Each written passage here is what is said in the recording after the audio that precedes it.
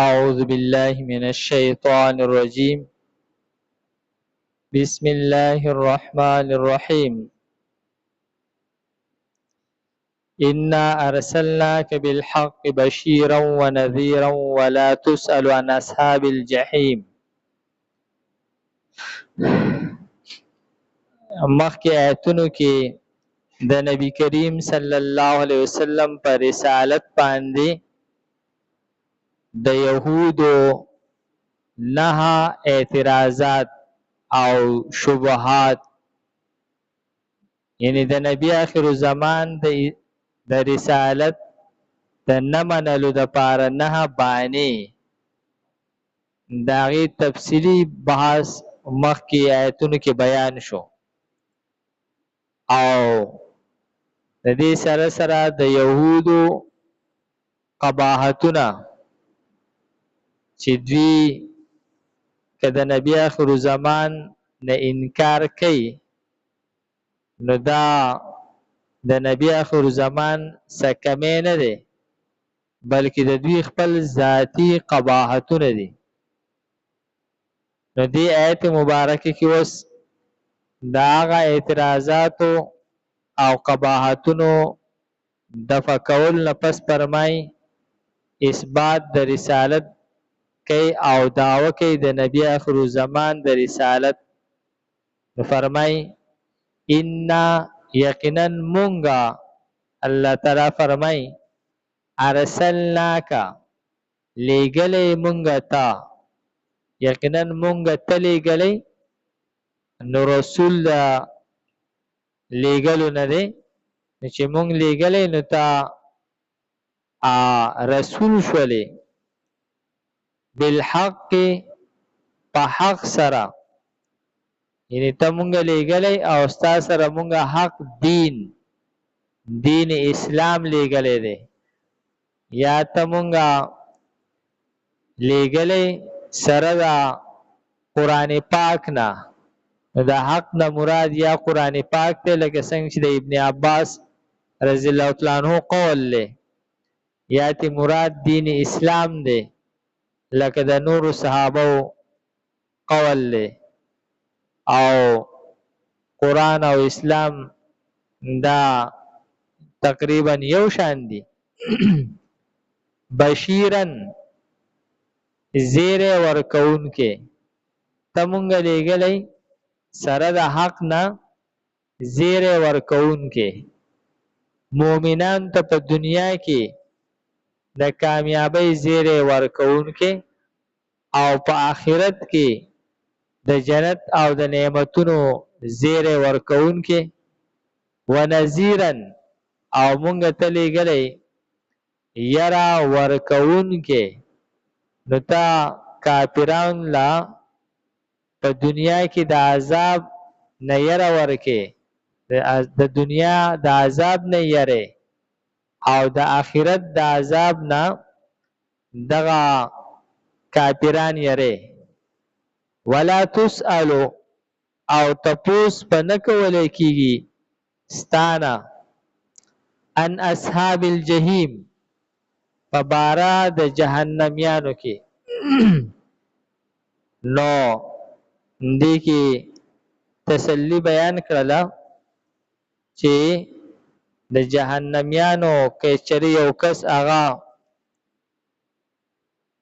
ستا دعوت قبول نه کړلو او جهنم ته لاړلو، نو د دې وبال پتا نشته دی، ستا نه به د هغې په باره کې تپوس نه کېږي.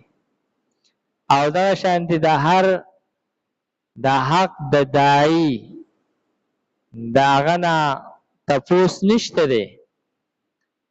او فرمایي چې که یو سړی جرم کوي، یو ګناه کوي، نو د هغې بدنامه او د هغې الزام په یو داعی باندې لګول چې دا ستاسو د وجې نه، نو دا هم هغه درست نه ده. ولن ترضى عنك اليهود ولا النصارى. دې آیت مبارکه کې د یهودو او د نصرانیانو اصلیت بیانوي. د حضور نبی کریم صلی الله علیه وسلم ډیر غټ هرس داو چې دا ټول خلک چې دي دا د جهنم نه بچ شي او دا جنت تلونکي جوړ شي. نو دا ټولو خلکو هدایت موندل دا منحصرو د یهودیانو او د عیسایانو په اسلام قبلولو سره، ځکه چې دا خلک اهل کتابو او د پوره دنیا خلکو دوی ته غوږ نیولی و. چېرې دا اهل کتاب دي نو که دا پیغمبري نو دوی به یې پیژني چې بس دوی په ایمان راوړي چې موږ به په هم راوړو. نو د پوره دنیا هغه نظر په اهل کتاب و چې په دې آسماني علومو باندې دوی پوهېږي، رسالت او نبوت سره د دوی غټه واسطه تېره شوې ده. نو د پوره دنیا نظر په دوی و او نبی کریم صلی الله علیه وسلم هم غوښتله که چېرې دا خلک ایمان قبول کړي نو پوره دنیا به ایمان ته غاړه کیږي او دا د نبی علیه السلام د ټول نه غټ میشن و چې دا ټول خلک د جهنم نه بچ شي. نو الله رب عزت دی آیت مبارکه کې فرمای چې ته یهود نشي خوشحالولی تا شپږ میاشتې د دوی قبلې ته مونځ وکړو لیکن دوی ته خپل ونه ګڼلې. د دوی قبلې ته تا مونځ وکړلو دا تا خپل نه ګڼي. که دوی ته تا هر څومره نږدې کېږي هر څومره دوی لحاظ ساتي نو دوی هغه ستانه نه خوشحالیږي. نو بس د دوی د خوشحالولو دا کوشش پرېږده. هر هغه کار چې په هغې باندې وخت ضایع کېږي، صلاحیت ضایع کېږي او د هغې پیدا نه راوځي نو د هغې باندې ټایم ضایع کول نه دي پکار. نو فرمای ولن ترضا او هرگز نه خوشحالیږي عنک الیهود ستانه یهودیان ولن نصارا او نه نصرانیان حتی تتبع ملتهم تر څو پورې چې ته مکمل تابع شوی نه یې د دوی د شریعت. ملت دا شریعت ته ویلی کېږي. دین دا د ټولو انبیاو یو دی، دین ابراهیمی دا د ټولو انبیاو یو دین دی او ملت او شریعت دا هغه په دې کې فرق دی. او ملت شریعت ویلی کېږي هغه یعنی عملی احکاماتو ته، او دین چې دی دا اعتقادي د ایمان او د عقیدې سره چې کومې خبرې تعلق ساتي هغې ته ویلی کېږي. نو فرمایي چې تر څو پورې چې ته د دوی د دین د دوی د ملت او د شریعت مکمل تابع شوی نه یې نو فرمایي قل ته دوی ته ووایه ان هدی الله یقینا هدایت د الله تعالی چې دی، دین د الله تعالی چې دی، هو الهدى هم دقه هدایت دی او دقه دین دی. زه ستاسو د دین تابع کېږم نه، ستاسو د شریعت نه تابع کېږم، ځکه چې دین او شریعت دا خو هغه دی کوم چې د الله دین او شریعت دی.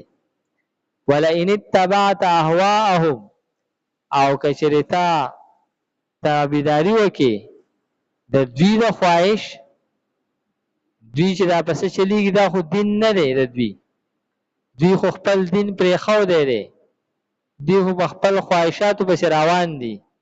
نو که چېرې ته د دوی د خواهش تابعداري وکړې بعد الذي جاءك من العلم وروسته د دې نه چې راغلی تا ته علم قرآن پاک دین اسلام تا ته راغلی دی او ته په دوی ورپسې شي نو مالک من الله من ولی نو نه به بیا ستا دپاره څوک دوست د الله تعالی د طرف نه ولا نصیر او نه مددگار.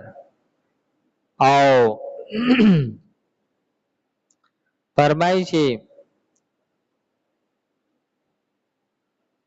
دې کې خطاب نبی کریم صلی الله علیه وسلم ته دی او مراد چې دی نو هغه امت هغه محمدیه صلی الله علیه وسلم دی نه خطاب نبی علیہ السلام ته دی او مراد تی امت محمدی دی چې تاسو د دوی د خواهش تابعداري مکوئ او که تاسو د دوی په خواهش پسې روان شئ نو بیا به د الله د طرف نه ستاسو مددگار او دوست نه وي.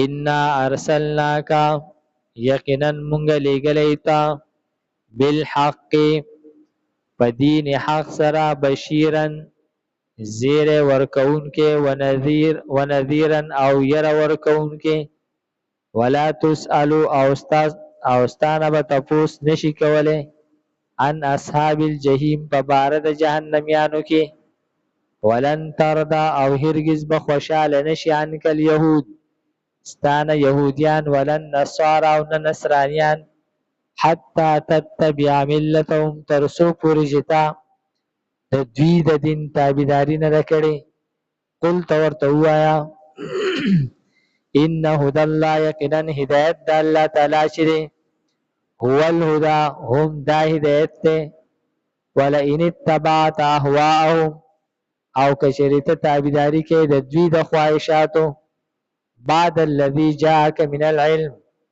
رستو د دې نه چې راغلی تا ته د علم نه ما لک نه به ستا دپاره من الله د جانب د الله نه من ولي څوک دوست ولا نصير او نه مددگار. الحمدلله رب العالمین والعاقبة للمتقین والصلاة والسلام على خیر خلقه محمد وآله واصحابه اجمعین. پروردگار زموږ دا ناسته په خپل دربار کې قبول کړي. پروردگار د دې ناستې د برکته موږ ته د قرآن پاک سمجھ بوج را نصیب کړي. د مرګ نه مخکې پروردگار موږ ته په دې باندې کامل ایمان را نصیب کړي، کامل عمل را نصیب کړي. وصلی الله تعالی علی خیر خلقه محمد وآله واصحابه اجمعین برحمتک یا ارحم الراحمین.